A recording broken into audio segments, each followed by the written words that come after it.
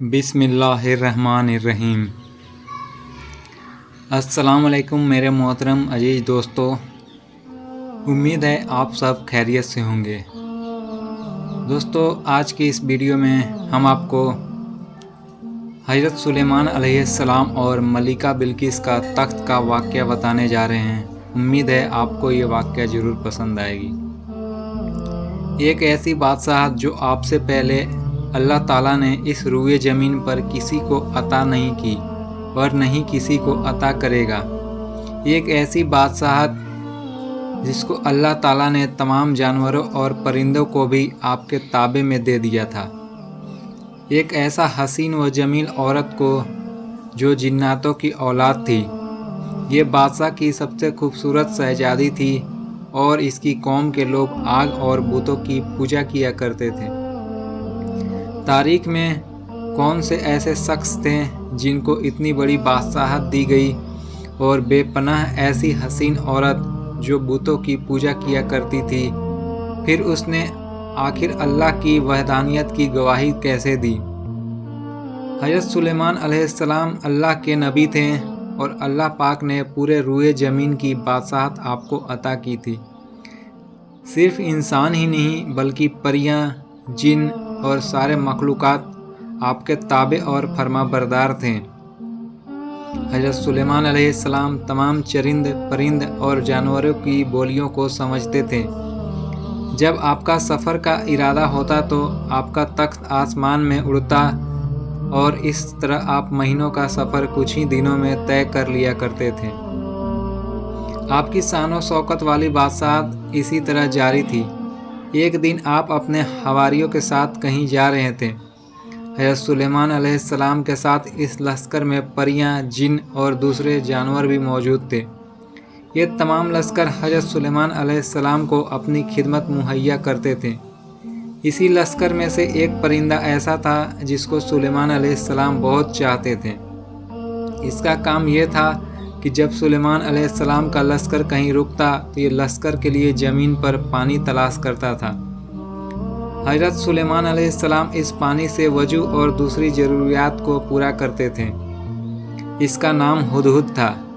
इस परिंदे की काबिलियत थी कि वो आसमान में उड़कर ही ज़मीन पर पानी तलाश कर लेता था। इसी परिंदे के सबब जहाँ पानी होता आपका लश्कर वहीं पड़ाव करता था। हज़रत सुलेमान अलैहिस्सलाम के पास एक ऐसी अंगूठी थी जिसे अल्लाह ताला का इसमें आजम लिखा हुआ था और इसी अंगूठी के सबब सारी मखलूक़ात आपके ताबे और फरमाबरदार थी। हज़रत सुलेमान अलैहिस्सलाम का काफ़िला एक जगह पड़ाव करता है। तब सुलेमान अलैहिस्सलाम ने अपने चहेते परिंदे हुदहुद को आवाज़ लगाई। वो उस वक्त वहाँ मौजूद न था। हज़रत सुलेमान अलैहिस्सलाम ने फ़ैसला किया कि आज अगर हुदहुद ने गायब होने की सही वजह ना दी तो इसको सख्त सज़ा दी जाएगी। अभी कुछ वक्त ही गुजरे थे कि हुदहुद आसमान से उड़ता हुआ आपकी बारगाह में हाजिर हुआ और आपकी बारगाह में आने के बाद सबसे पहले हुदहुद ने माफ़ी तलब की। हज़रत सुलेमान अलैहिस्सलाम ने हुदहुद से गायब होने की वजह पूछी तो हुदहुद ने अर्ज किया, ऐ अल्लाह के नबी, मैं आज आपके लिए एक अजीबो गरीब खबर लाया हूँ। हुदहुद ने बताया आज वह एक ऐसा मुल्क में गया था जहाँ पर एक हसीनो जमील मल्लिका का राज था। इस मल्लिका के नाम बिल्किस है। इस सल्तनत के लोगों को अल्लाह ताला ने बेशुमार नेमतों से नवाजा है। अल्लाह की तरफ से इतनी सारी नेमतों को दी जाने के बाद भी ये लोग आज भी बुत और आग की पूजा किया करते हैं। हुदहुद ने हज़रत सुलेमान अलैहिस्सलाम को ये भी बताया कि मलिका बिल्किस का एक तख्त भी है। ये तख्त 30 गज लंबा और 30 गज चौड़ी है, जिसके ऊपर खूबसूरत हीरे, मोती और जवाहरात जड़े हुए हैं। हुदहुद ने बताया कि ये कौम मुकम्मल तरीके से शिर्क में मुब्तला है। ये सुनकर हज़रत सुलेमान अलैहिस्सलाम ने फ़ैसला किया कि इस कौम को दावत हक़ दी जाएगी।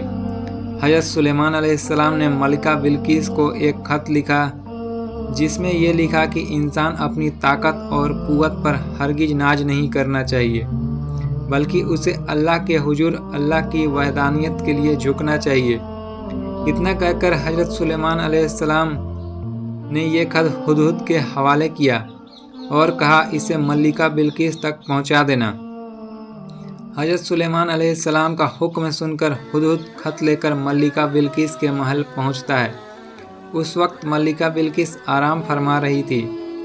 ہدہد ایک روشن دان سے ان کے کمرے میں داخل ہوا اور حضرت سلیمان علیہ السلام کا خط اس کے سینے پر رکھ کر واپس ہو گیا۔ ملکہ بلقیس کی جب نیند کھلی تو اس نے یہ خط پڑھا۔ خط پڑھنے کے بعد وہ کافی پریشان ہوئی۔ اس نے اپنے حواریوں سے حضرت سلیمان علیہ السلام کے بارے میں پوچھا کہ یہ کون سا بادشاہ ہے اور کہاں کا رہنے والا ہے۔ اس کے حواریوں نے بتایا کہ یہ بہت ہی طاقتور اور جلیل القدر بادشاہ ہے اور خود کو اللہ کے نبی بتاتے ہیں۔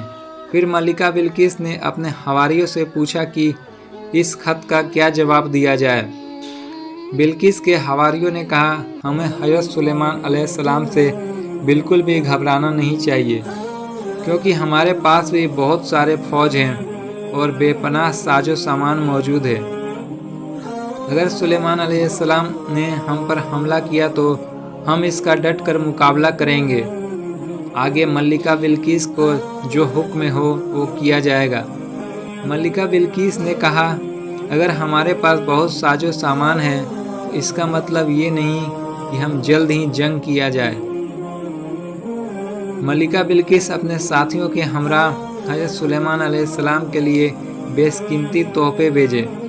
ان تحفوں کا مطلب یہ تھا کہ حضرت سلیمان علیہ السلام کے نبوت کا پتہ کرنا تھا کہ کیا یہ سچ مچ اللہ کے نبی ہیں یا صرف ایک بادشاہ، کیونکہ اگر وہ سچ مچ اللہ کے نبی ہیں تو کبھی بھی ان تحفوں کو قبول نہیں کریں گے، کیونکہ اللہ کے نبی ہر ان سب چیزوں سے بے نیاز ہوتے ہیں، اور وہ مجہ ایک بادشاہ ہوئے تو ان تحفوں کو ضرور قبول کریں گے۔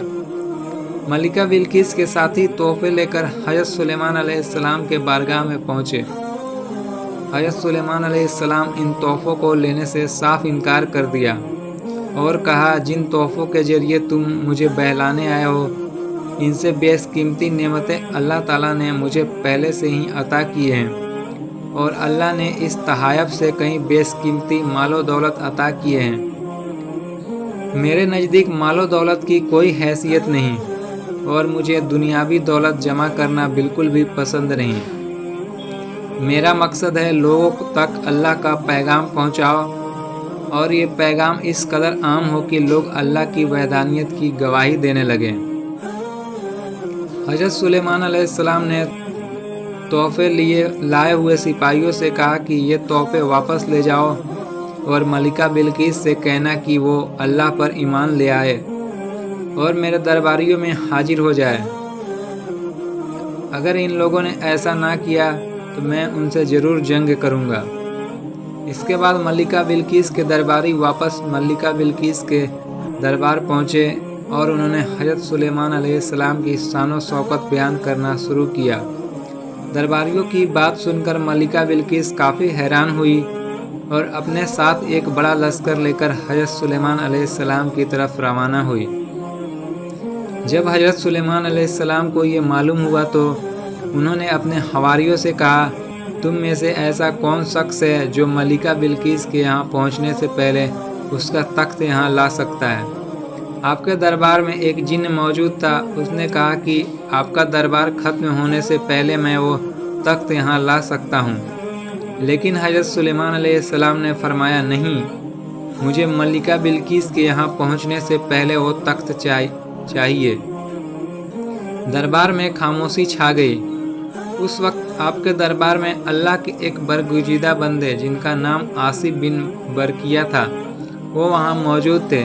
انہوں نے کہا حضور آپ کے پلک جھپکنے سے پہلے ہی میں وہ تخت یہاں لا سکتا ہوں، اور انہوں نے پلک جھپکنے سے پہلے ہی وہ تخت کو دربار میں حاضر کر دیا۔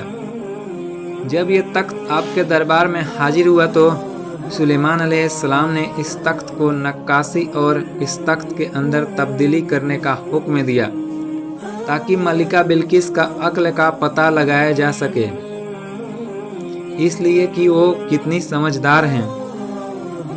کیا وہ اپنے خود کے تخت کو پہچان سکتی ہیں یا نہیں؟ ملکہ بلقیس کے محل میں داخل ہونے سے پہلے اس تخت کی حیت بدل دی گئی۔ جب ملکہ بلقیس محل کے اندر داخل ہوئی تو آپ کے شان و شوکت کو دیکھ کر حیران رہ گئی۔ حضرت سلیمان علیہ السلام نے ملکہ بلقیس کے خیر مقدم کیا۔ ملکہ بلقیس حضرت سلیمان علیہ السلام کا حسن و اخلاق دیکھ کر بے حد متاثر ہوئی۔